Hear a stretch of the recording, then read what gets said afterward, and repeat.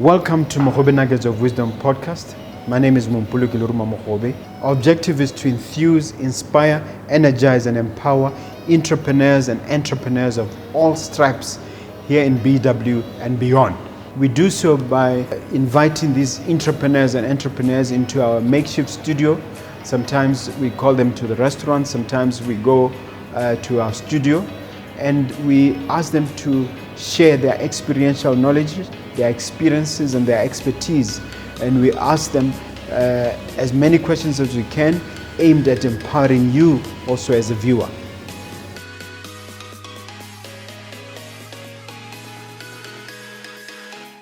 Hello dear viewer, dear listener, my name is Mompoloki Lerumo Mogobe. I welcome you once again to another exciting and invigorating and wonderful episode of Mogobe Nuggets of Wisdom podcast. We do our best to bring you life-changing, informative and impactful information each and every time in the entrepreneurial space. And I've brought an entrepreneur of note today.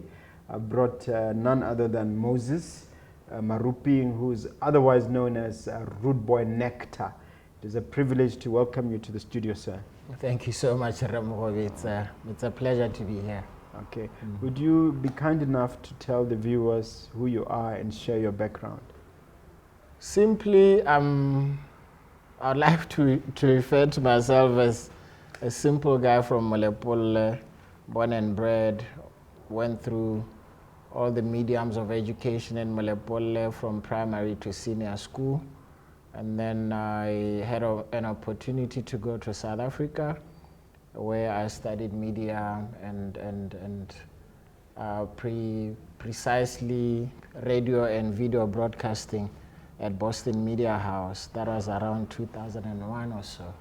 And then when I came back, I just landed on radio. I think I started my first job at Yarna FM. That was sometime way back. I'm a fossil, that's what they like to refer or call us on the Twitter streets. Yeah. So I'm very old in the industry. I've seen and done it all. 20 years, isn't it? Yeah, it's almost 20 years. From Yarna FM, I then went to the Voice newspaper, where I started as a cab reporter. I grew up through the ranks. What is a cab reporter? Just basically when you still wet behind your ears, you're still learning the ropes of the industry, how to write a story, how to put a story together, up until I became an editor of the Voice newspaper. That was sometime in 2010. And then I was headhunted to go join Duma FM. By the time, carries you of a guy by the name of Robin Chivase. I think he was hired at the time as a consultant to try and change a few things within the radio station, as it was still fledgling then. You'd understand because you've worked there, you tell me. I worked there for 2.5 years. Yes. Started a program called Meet the Overcomers. That's which is still running now. Okay, great stuff. Yeah, but I look at you as a media practitioner. Yes, I am. And I would like you to explain what you do now in the media space. Currently, right now, I run and manage a company called Windrush Communications, which is basically a PR and marketing advertising agency. Windrush PR basically services clients. We are more focused on the corporate PR of things. That includes branding, digital media marketing, just strategic comms for companies, how companies can improve on their communication, both internally and externally. So Windrush gave birth to a company called Botswana Unplugged, which we started as a blog, simply because of my love for writing and taking pictures. I started Botswana Unplugged in 2015, and then that led to a revolution in terms of digital media uptake locally. I would say to you, I just went out to events and started taking pictures for fun, for the fun of it. But then again, people started following our blog. They knew each and every time you want to know what was happening over the weekend, the blog to check is Botswana Unplugged. And we on which platform? This is At the time, it was more strongly on Facebook. It was more on Facebook, and then we'll carry a story onto the website, and then a link to the to Facebook and Twitter and Instagram as well. Okay. Yes. In terms of formal education, you have a degree in media as well? Yes. Unfortunately or fortunately, I don't have a degree in anything. I just happen to have a diploma in radio and video broadcasting. But the media industry landscape is something that really don't needs one to have to had a formal education or a degree. It just needs you to be a creative individual, because it works more with creativity other than anything else. So creativity, if you have it in bucket loads, you'll really seriously thrive in the world of media. Okay. Yes, sir. Let's talk about blogging, and some people even talk about vlogging. Perhaps you can start by educating us the difference between a blog and a vlog, and which space exactly you were in. For me, we started with blogging, which was basically just taking pictures and telling a story out of what actually happened at a particular event. You could write about a product, you could write about an event, you could write about a certain company, just basically profiling certain individuals in life and just, you know, sharing whatever they do with members of the public, or what we call an audience. And vlogging or vlogging is basically where you use video as a medium to communicate exactly what we are doing now. And you'll find that primarily on YouTube most of the time, and Instagram. That's where, and TikTok as well. I mean, TikTok is the latest thing now, which has taken the world by storm. And we see a lot of what we call the XYZ generation are sapping to that rather than any other platform. And then, how's your blog doing now, and how has it changed in the last 5-6 years? The change has been quite immense. When we started, there was like a slow uptake to social media, especially the older generation felt you don't have to have a Facebook account, you don't need to be on social media, you can still communicate via what we call mainstream media, which is newspapers and radio and TV. So the uptake was really slow for us. So it took us exactly 5 years, if I was to tell you the truth, to start breaking even from what we had initially started, hoping we'll be the ones breaking new ground and start making money.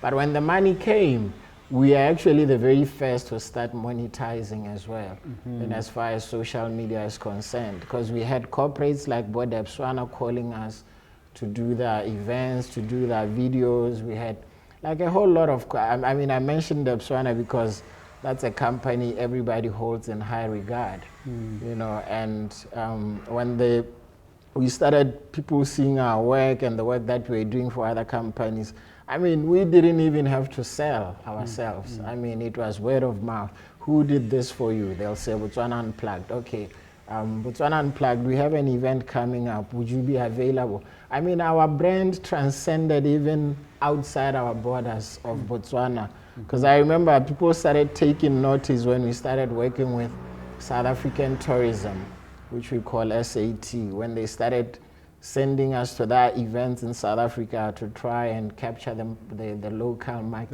There was a big promotion on going to Durban and Cape Town. Yes, Were you part of that? We were part of that. We were part of all the events that took place in South Africa, courtesy of SA Tourism, the Standard Bank Joy of Jazz, the Tshwane Food and Meat Food Festival. We've done a whole lot for South African tourism. Yeah. I have two more questions for you on the blogging issue. You mentioned that it took you 5 years to become profitable. Yes, sir. What do you say to those entrepreneurs who say you should just give yourself 1,000 days, which works out to about 3 years, and then give up if it's not gaining traction? You know, the media landscape, especially locally or anywhere around the world, but I'll focus on Botswana, consistency is very key. You need to wake up each and every day and commit to the goals you've set for yourself. You know, each and every day you rise, you have a task to achieve, especially when you're in the blogging industry.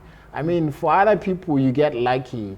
Your video blows up and you get 1 million views when you are just starting. For us, it took, like I said, 5 years for people to really understand what social media is all about and realizing that you can actually make a career out of social media. Before, it was just that this is kiddie stuff. You are playing, you are wasting time, go to school, you know. But right now we see people actually starting to make a living out of social media, living in big mansions, driving big flashy cars, all because of social media, something which was unheard of before.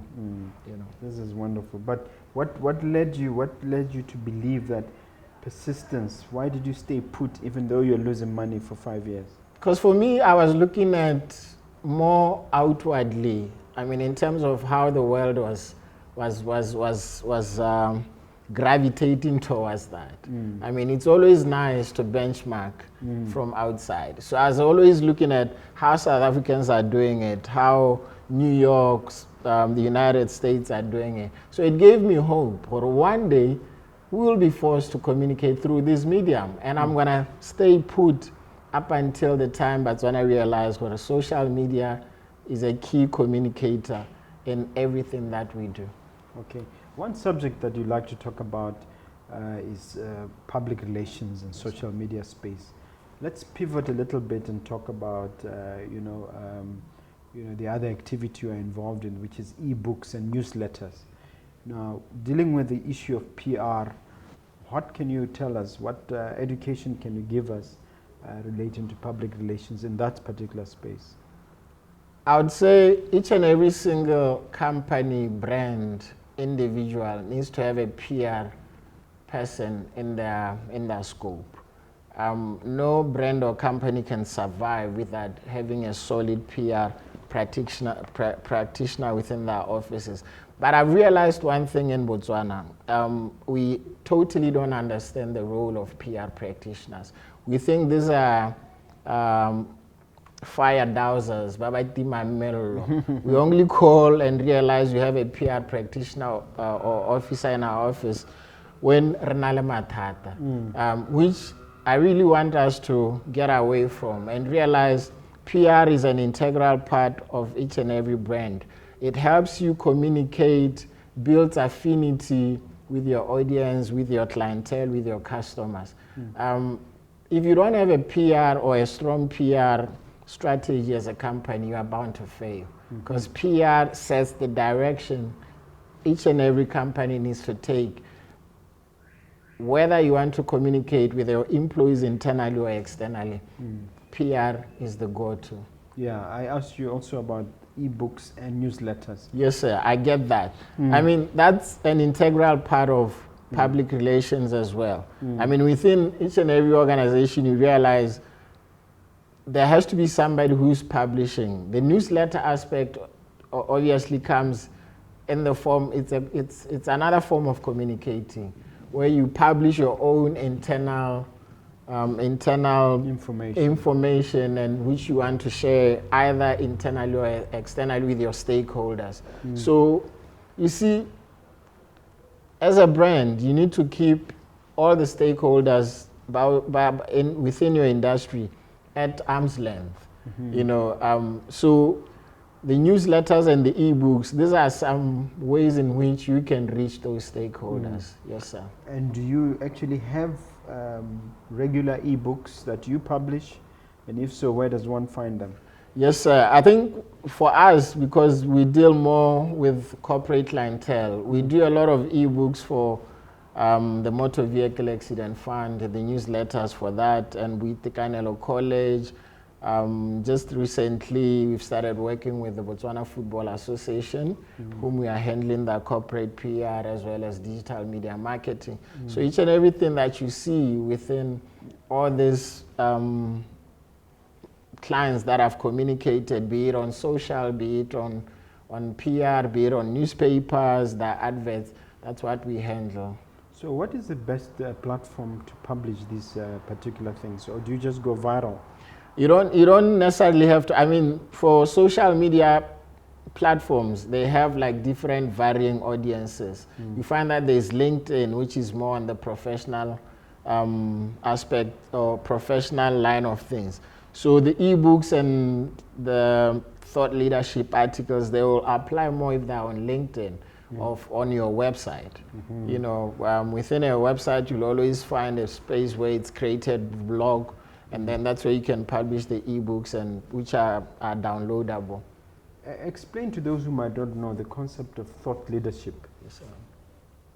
Could you explain to those who Yes, might sir, I can. Thought leadership basically means having certain key company employees who are heading certain departments within your company to be sharing their thoughts, to be sharing their musings in terms of the industry they operate in. Let's take, for example, the field that you are in, because I understand you are a property magnate and developer. So, I mean, there's a lot that we need to learn and understand how the industry you are in operates. So it will be wise for me as a young Botswana growing up student at UB to always be looking up your thought leadership articles and understanding this is the industry that I'm studying to join. How does it operate? So that's basically what it means. Okay. Yes, sir. Social media, Twitter, Instagram, Facebook, TikTok, YouTube. These things say different things to different audiences, you say. In Botswana, how has been the uptake, and which one, in your view, has succeeded the most, and why? I'd say Facebook for one, because that's what everybody woke up to in terms of social media. Although when it started, people were shy. I mean, I had friends who were in the corporate banking sector who saw the need not to have a Facebook page because they felt, or that's just, Childish. playground. It's I don't want to belong there. I'm a serious guy. And then at times when I'm sitting alone 10 years later, I actually wish I could just go back to them and remind them how things have changed now, where even the bank or the company they work for actually has a Facebook page, and that's the most modern and easiest form of communication now. So Facebook is leading in Botswana. We started seeing also Instagram, because generally everybody loves a good snap. I mean, we all love pictures as individuals, as human beings. We love to see good pictures. And Instagram started, also coming up slowly. And then Twitter is big in Botswana as well. Is it? Yes, Twitter is really big. I mean, we have what we call Black Twitter, which is generally a definition of the Twitter community in Africa. But we also have what we call the Botswana Twitter. And the guys are really strong there, I mean, Explain strength and strong. in terms of Twitter, because each and every time you go on Twitter, you'll see trending topics. So there are certain topics in Botswana that are always trending. And I always see, like even this morning, I saw the word batung trending on Twitter. But batung, that's an exclamation we use when you're maybe in shock or just trying to make fun of things. Yes. So Twitter is also big in Botswana, and I've realized between Facebook and Twitter and Instagram, these are the main three top social Because me, media. I'm not very active in Twitter. I'm there, but I'm not that active. How does one sort of ignite one's fire in Twitter, for instance? Okay, to ignite your fire in Twitter, you need to start interacting more with your followers. You need to follow people with greater numbers in Twitter who are active day and night. I mean, I'll pick an example now. When Twitter started in Botswana, there was a guy called Sibs Magdi Sibaya, one of the pioneers of Twitter in Botswana in terms of followership. I remember there was a time when he had responded negatively to Rihanna. That's when he was able to get his numbers to grow, because Rihanna responded to him. So everybody wanted to find out, how would Rihanna respond to such a mere guy from Botswana? So that's when his numbers started picking up. So controversy works in Twitter, but if you are a corporate guy, you need to, churn out good content, good positive content consistently, day and night. You need to be, just curating all the time. Okay. Well, I'll be remiss if I don't ask you about this nickname, Rude Boy Nectar. Yes, sir. Rude Boy Nectar. How did you get it, and you still use it? I still use it. I don't. People use it. And each and every time I introduce myself as Rude Boy, people ask me, are you rude? Which is a bit of a... So generally I'm a humble guy. The Rude Boy name came as a result of the fact that I listen to a lot of reggae and dancehall music. So the Jamaican patois, which is the language of the Rasta people, they call the young guys rude boys. Rude boy, wow, rude boy, yo, rude boy, So I started falling in love with that name, largely because I listened to a lot of reggae dancehall music, and largely because at the time I was in school in South Africa, there was a guy called Rude Boy Paul, who presented one of the greatest shows on YFM at the time. And I was studying radio at the time. I just thought, wow, Rude Boy, guy with dreadlock, cool guy in Joburg. I also had dreadlocks at the time. Yes, and I said, okay, I'm gonna steal this moniker. But the nectar part was to try and dilute the rudeness. Despite me being, the nectar is sweetness. You get it. So that's basically how the name came about. I get it. So even in the corporate environment, you are Rude Boy Nectar. I mean, my clients, any CEO you can imagine call me Rude Boy, because they feel Moses Maruping is too formal. So I'll get a CEO saying, Rude Boy, let's have a meeting tomorrow so we can go through what you sent. You know what I mean? Okay. So another point which is really up my alley is video marketing, and you've tied it up with viral marketing. What can we learn from you on that score? Right now, video is king, content-wise, video. People don't want to be going through 1,000 words just to get to the point you are trying to make as a communicator. So we are slowly, or right now, we've gravitated towards making video the main mode of communication, because it's easy. You just watch, you listen, you get the message. So right now, if you haven't started communicating with videos as a company, I think you are largely missing out, because that's the easiest way to be trending and for people to know about you, your products, what you do. So video right now, I mean, pictures, yes, pictures are still great. So pictures and videos, that's how you need to communicate right now. So that means you're on the right track. You are on the right track. I'd like to congratulate you, sir. You are really on the right track. Okay. So far we've been talking generalities. Let's just narrow it down in terms of the kind of information you'd share in a classroom, really drilling it down. Let's talk about strategic content building. Give examples and tell us what you understand by strategic content building. I think strategic content building for me is when you really focus on one thing that you really want to communicate. You see, there are so many facets to PR. It's either one, protecting the image and reputation of the company; two, making sure you are lovable by your clientele, your audience; three, just building affinity with whoever follows you; And then 4, making sure you come out strong in a largely competitive environment. So that's how we explain the strategic content building. So for you, you need to start curating content specifically for each and every facet and segment within your PR space. I don't know if you follow. Yeah, I do follow, but it would require an external expert like yourself to really guide us. Yes, sir. Okay. Definitely, 100%. One thing that I would really like to encourage locally is for our companies locally to start working with external content curators.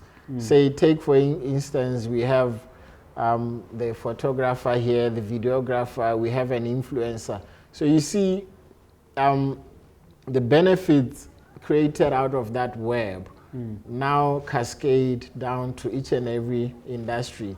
So that actually helps for the economy as well to grow.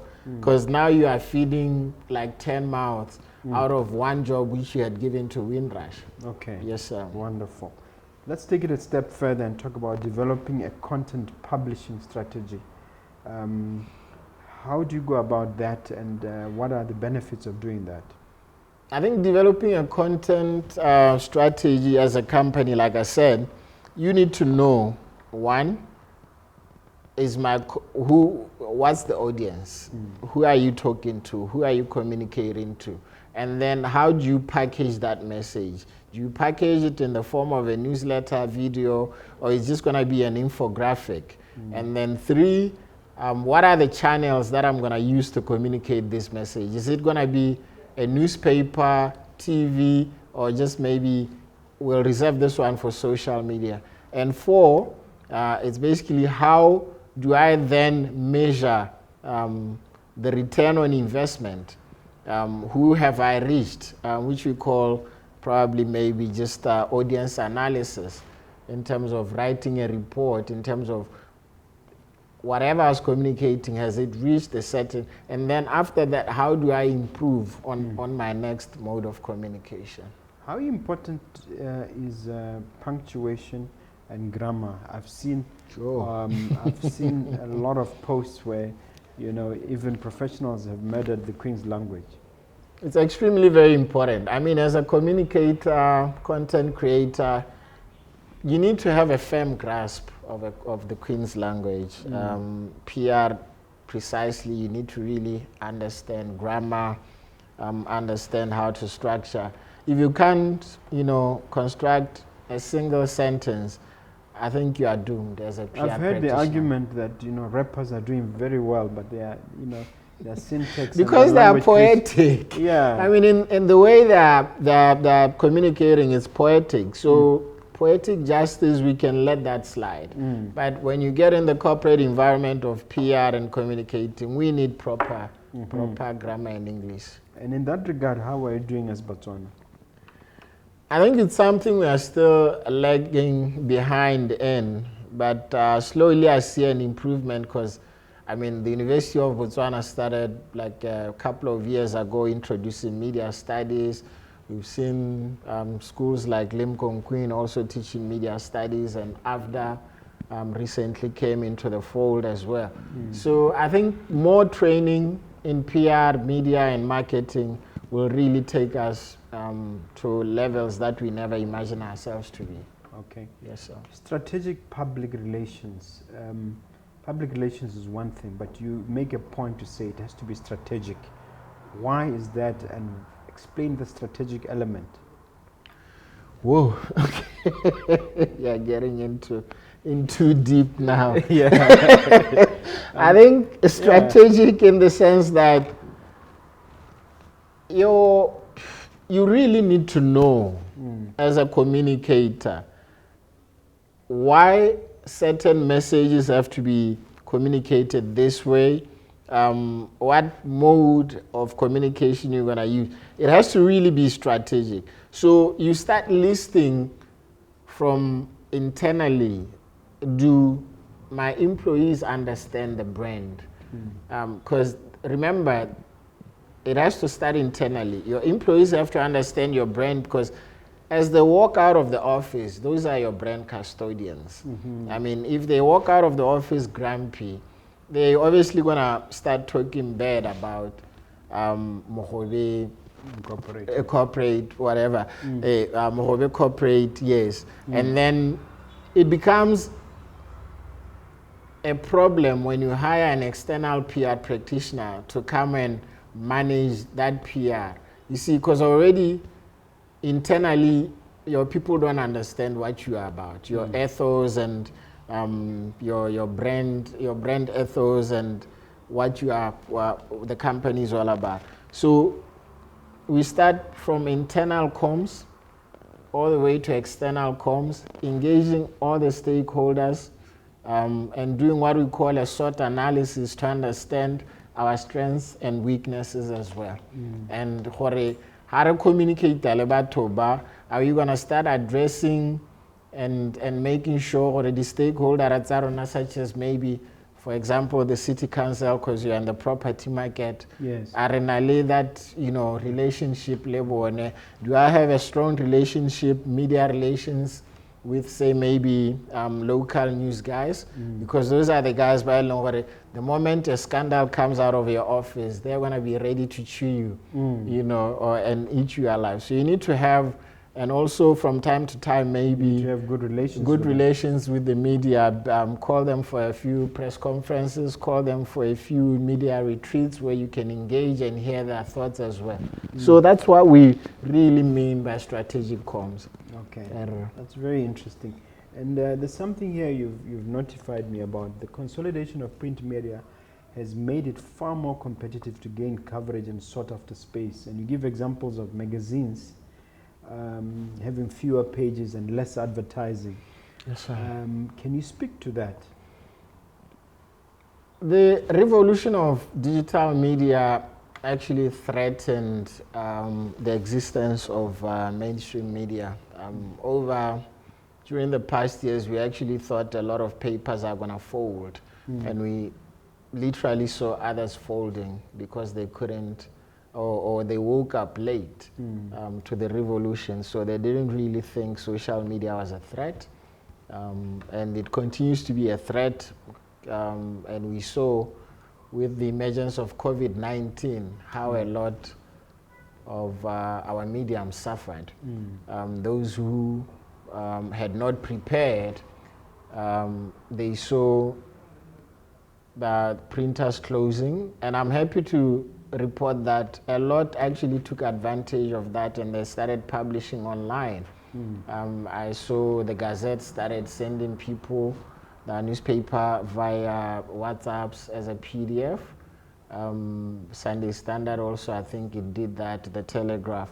So it continues to be a threat because more and more people are moving or graduating towards social media.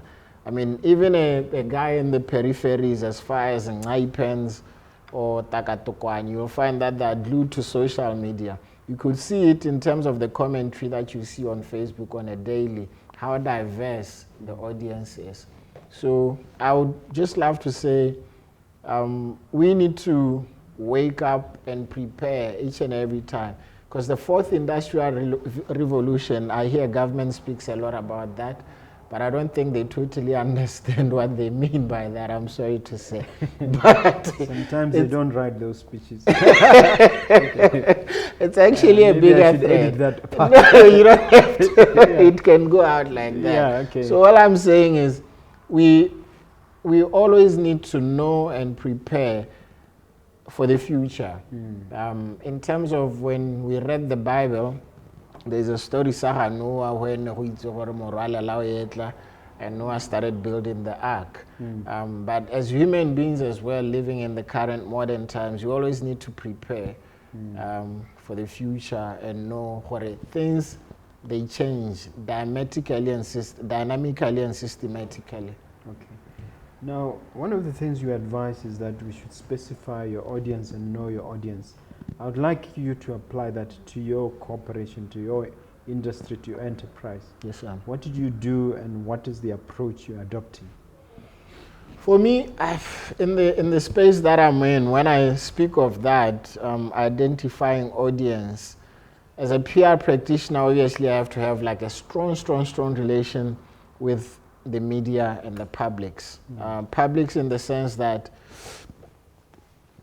they need to understand what the company is all about. And then the media needs to be in the fold to help me communicate such messages.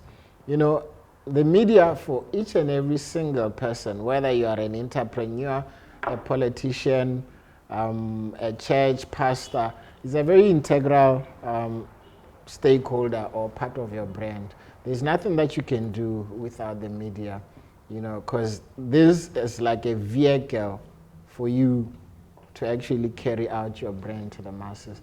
So at Windrush Communications, like I said, we have solid relationships with the media, and we are quite big in terms of government relations as well. Because of my background in journalism, I was able to have like casted a wide web in terms of, you know, having closer relations to everybody, as far as the office of the president, cascading down to the guy Okobo Ukwi, you know, because I've covered every breadth and length of our country, courtesy of my job as well.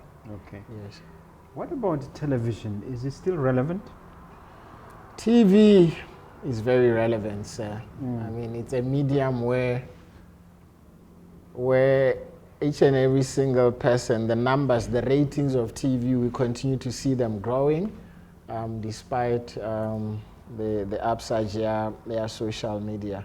I think generally because in Botswana it's something which it was more of a late bloomer in Botswana. So we see quite a lot of young people curating TV content, especially thanks to Now TV, the channel ya Maiseke. I become happy when I see young people putting out content and getting featured. And then those that are not featured, they take it to social media. They are not waiting for government handouts. They're saying, we have good content. We want to show it to the public. We'll monetize anyhow we see fit. So I'm happy. Okay. Yes, sir. What is the role of influencers? Are you an influencer? Or how does one become an influencer? Usually I like to refer to myself as none. Yeah, because I think the word influencer sort of, it narrows your capabilities. It sort of constricts. Boxes you in. It boxes you within what you can actually achieve. At times I say I'm the guy who influences the influencers, because I tell you as an influencer, when I hire you, this is what I want you to communicate. You know, I'll bring you on board for a certain product, and this is how I want you to carry it out, and I'll pay you for it. So it's another revolution that we see in the country. I'm happy our sisters and brothers are starting to make money out of that field. And I would like to see more and more of our companies bringing them on board and working with them. Because that's another area where people at times, they don't think it's necessary. They'll say, how should I bring a person that my neighbor who has such and such numbers on social media to come and represent my brand when I can actually wake up and do it? I think we need to educate people more on that. We need more influencers partaking in product placement. Okay, a lot of youngsters are saying that they can see social media, but they have difficulties monetizing it or optimizing being paid there. Yes, yes, what would be your advice? What are the basics that youngsters should be focusing on to make it monetizable? Don't look to become an overnight star. Consistency is key. Create very good content. Use the right equipment. I mean, because at times we like to cut corners and we fail because I have a phone which can take pictures. An iPhone. I didn't want to mention the product, but okay, but I did it for you. You did it for me. Yeah. Yeah, but a lot of people, they like to cut corners, so be consistent, good quality content is what you should be producing. And then also, you should know your worth. I think that is very important, because the more we are in the industry, people start diluting their worth and they charge meagre wages because they want to get a job. So that sort of like kills the entire industry. I've seen it happen in my industry of filmmaking and photography, where you'll be charging, maybe for argument's sake, a certain amount, and then the guy will charge the very lower half of that.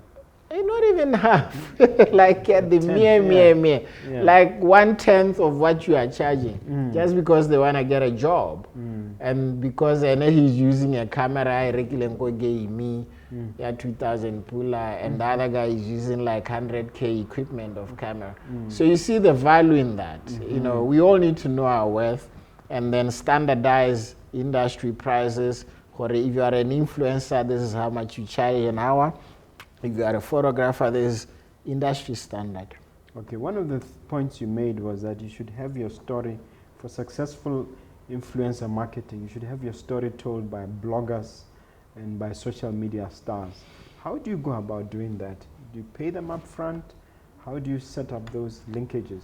The linkages you establish, first you need to do your own research. You need to research as a company or as a brand by looking up those brands or stars that you want to work with.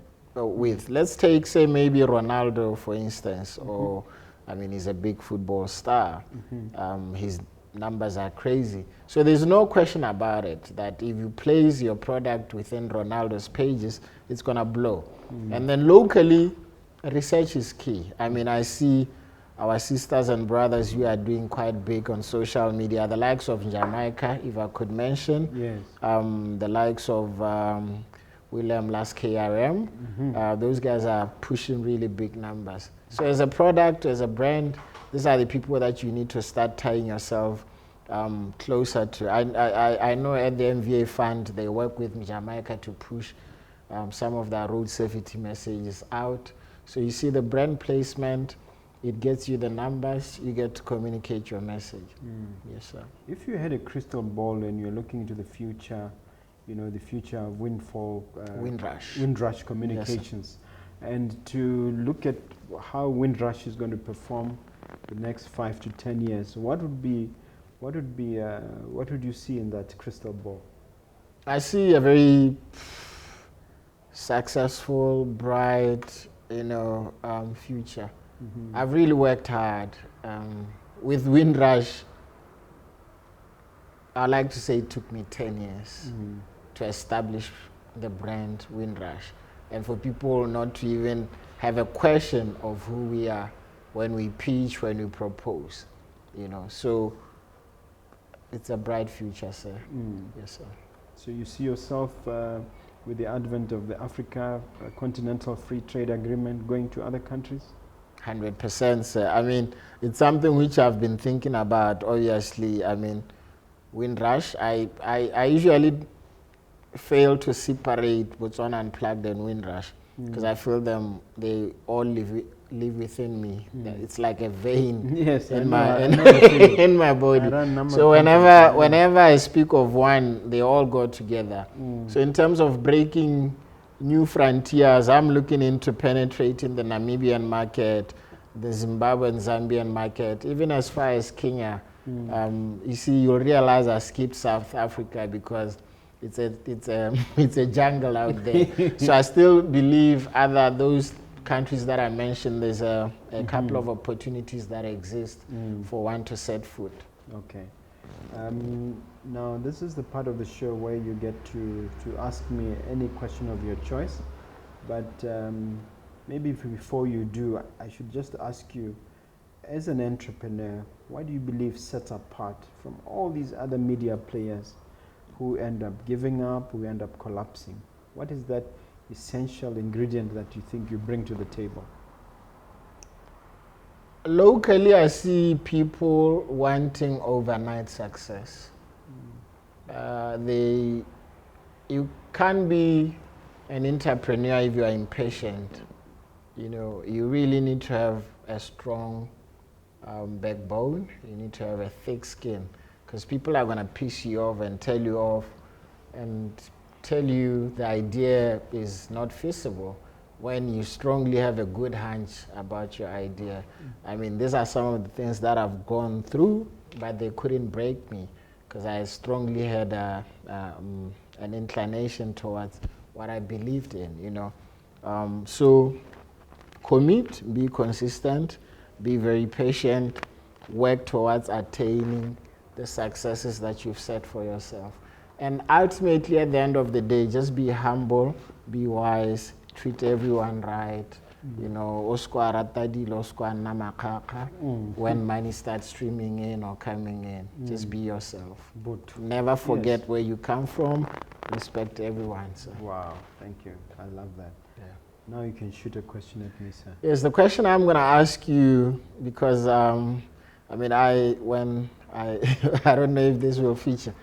When I got the questions, the request that I'm going to be interviewed by you, I just showed my younger brother the profile. And then when he looked at the logos to your profile, he was like, oh, wow, does this man own all of this? So I would like to maybe understand and learn from you, what is entrepreneurship, and how do you balance family, moraka, and the work that you do in the corporate space? That's a hell of a question. It's a very good question. My definition of entrepreneurship is really centered around service. The idea that you are impacting other people's lives and improving those lives. I've repeated our tagline, which is to enthuse, to inspire, and to energize, and to empower, which is what really represents what's at my soul, what's at the center of my soul. So I believe that we're limitless individuals. The way God has created us 100%. Is that such that we're not limited by anything. If you think about it, the only thing that limits us is our own thinking. Once you put limits to your thinking and you put limits to what you can do, then you become limited. So I think that is how we've been able to run so many enterprises. That's also why we've been able to fail at so many enterprises, because people don't talk about the failures. We tried a few things and COVID has demolished us in some areas, but we're still walking, we're still standing. So to answer your question, we do juggle many areas. I mean, if you're talking law, if you're talking also restaurants, you're talking this podcast and so many other areas. But we enjoy it. At the end of the day, we try to remain positive as long as we are making a difference in people's lives, offering employment, offering opportunities. I look at just this program, how many people are feeding their families from just this show. We may not necessarily be getting benefits at this stage. I mean, I have the same mindset you have, which is to say, 3-5 years down the line, the benefits will come. What you have to do is to keep doing the work and keep putting out the positivity. So I think that is my general attitude, but there are nuggets of wisdom in this particular program where I actually go into the brass tacks, into the details of what my mindset is. I even discuss how we were able to take advantage of adversity and turn adversity into opportunity. So that in a nutshell is my thinking, and I hope it covers your question. It does. All right, and then the balance between family, moraka, and work. Yeah, moraka, I'm not as active as because I saw maybe in one but nuggets. Yes, I do go there, and I managed to bring my son Sakhela along. He normally goes there much more frequently than I do. If there's enough left over from other businesses to pay Mudisa, to make sure. One of the things that I think about as a Botswana is the unbearable thought of having to go and buy money, buy when my Fees. son, yeah, imagine when my son gets married and I have to go and buy Oh yeah. Okay. meat. I can't just deal with that. Okay. I believe that culturally it is important that we have cattle. Okay. That, but there's also another advantage to Moraga, which is to go and relax. But I'm not focused so much on balancing them. I'm focused more on harmony. Okay. As long as there's harmony and as long as I'm able to have good relations with all of them. It might be Moraga takes 1% and then real estate takes 80% and then the home takes a bit of everything from those. So I'm not, I'm for the philosophy of harmony as opposed to balance. As long as it fits in harmoniously, I'm happy. Okay. I must say the name Lerumo Mogobe. is revered. I mean, I started hearing about it. Yes. You've been at it forever. I've been practicing law now 33 years. Wow. So, but you know, I've diversified. I think consciously we did it like 20 years ago to move into other areas. Okay. But we still retain the law firm until around 2013. Oh, great. Yeah. So this is a part of the show where you look at that camera and you leave that, whoever is viewing you now, leave them with one motivational message that is overarching and covers all the key points on digital media and PR, media PR. Can I shoot? Yes. Okay. Do I have to introduce or I just get into it? Get into it. Okay. The greatest South African statesman, former statesman, Nelson Mandela once said, it always seems impossible until it's done. So for me, that's the mantra and word of wisdom that I'd like to leave every one of us with. Don't listen to people telling you you can't do it, just, do you, especially. Respect everyone. I know we always say, especially with regards to social media, stay on your lane, but just know what you do. Focus, and then hard work is the key to success. Thank you. Bye-bye. All right. It remains for me, sir, to thank you so much for taking the time out from your busy schedule. No problem, sir. You've been very helpful. We really like the content you've given us this afternoon. I appreciate it, sir. Thank you very much indeed. Okay.